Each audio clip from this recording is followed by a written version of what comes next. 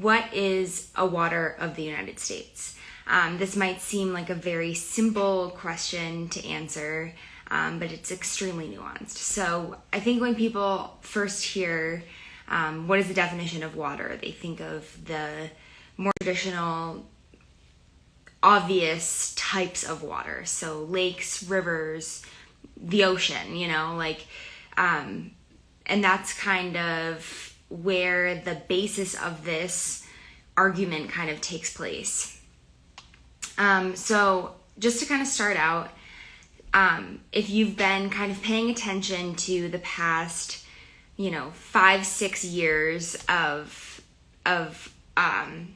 interpretations of this rule, you'll know that in 2015, the Obama era put out the Clean Water Rule, which was a more narrowed scope of how we define water in the U.S. The Trump administration repealed and then replaced that rule with something new, and then now the Biden administration is proposing to reverse the Trump era rule. So we basically have a lot of flip-flopping going on, and yeah, it's kind of important just to understand what these changes mean for you and your drinking water. So, like I said, the actual interpretation of what is considered a water of the United States has been up for debate for decades. And so it kind of has been in Supreme Court cases.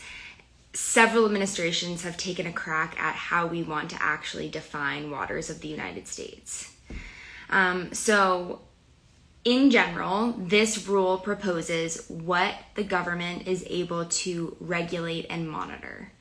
Generally, these waters have been considered more traditional surface waters.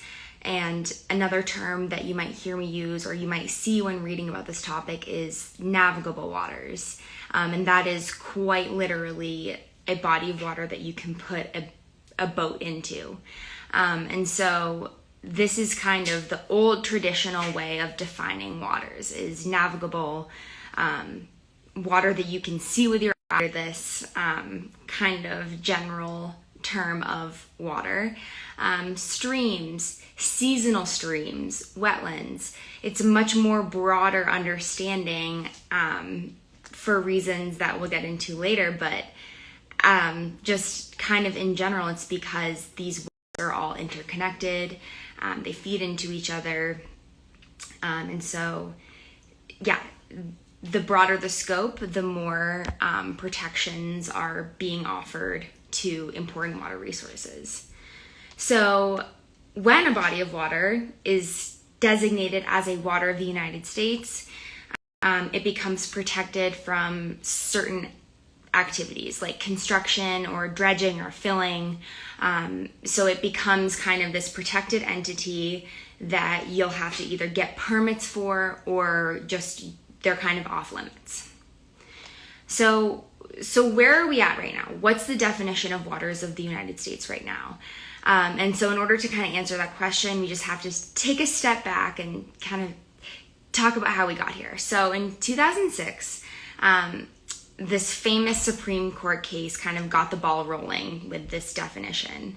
And a Michigan man, he tried to fill in 3 wetlands in order to build a shopping mall.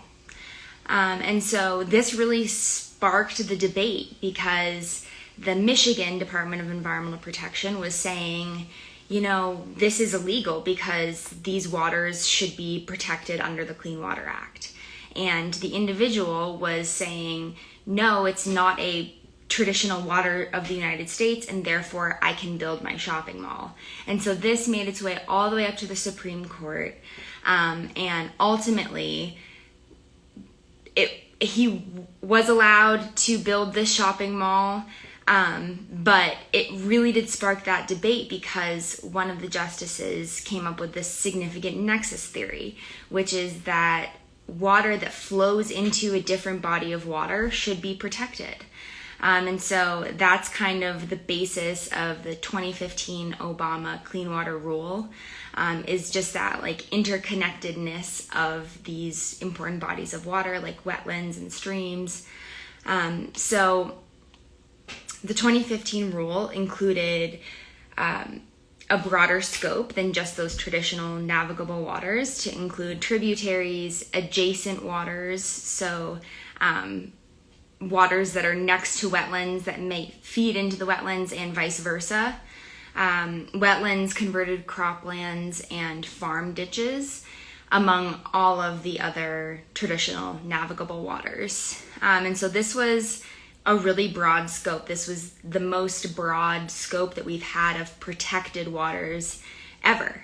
And so the Trump administration then repealed that rule and replaced it with the Navigable Waters Protection Rule, which ultimately eliminated the protections on certain wetlands and seasonal tributaries and seasonal streams, and just narrowed the scope so that those important resources were no longer being protected by EPA. And so, this rule was only in place for a little over a year. And EPA determined that this Trump era rule actually resulted in a 25% percentage point reduction in determinations of waters that would have historically been designated and would have been protected. So that's a very significant amount of water. And so EPA also determined later that these changes most significantly impacted arid places, and especially Arizona and New Mexico. And so there are 1,500 streams in both of these states combined. And so the streams were excluded from these protections. And so we're obviously in drought-like conditions in the West. And so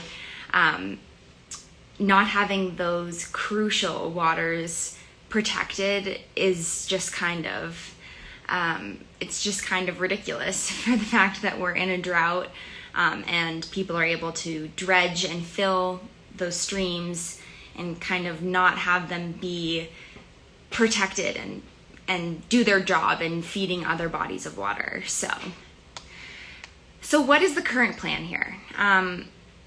Essentially, the Trump era rule is still in place right now, but Biden is planning to overturn that and implement something that's actually much more broad in scope than the 2015 Obama era definition of waters of the United States. Obviously, it hasn't been implemented yet. The final or even draft proposal hasn't been released yet, but we're definitely going to be keeping a very close eye on it, just because, as I said earlier, these bodies of waters are all interconnected. And so having protected streams, protected wetlands, ultimately improves source water for drinking water. So whether you're on a private well or you're on a city supply, what goes on in those streams, wetlands, tributaries is crucial for the safety of drinking water across the entire country. So we definitely keep a close eye on WOTUS. And we have several articles that talk about WOTUS and go more into detail about what's actually protected under all of the different interpretations. So I would definitely recommend checking that out on our blog. So that's all I had for today, but we will certainly be updating everyone on the Biden's proposed rule for WOTUS and what that really looks like and how that might impact your drinking water. So yeah, if you have any questions, you can DM us, or you can send us an email at hello@hydroviv.com.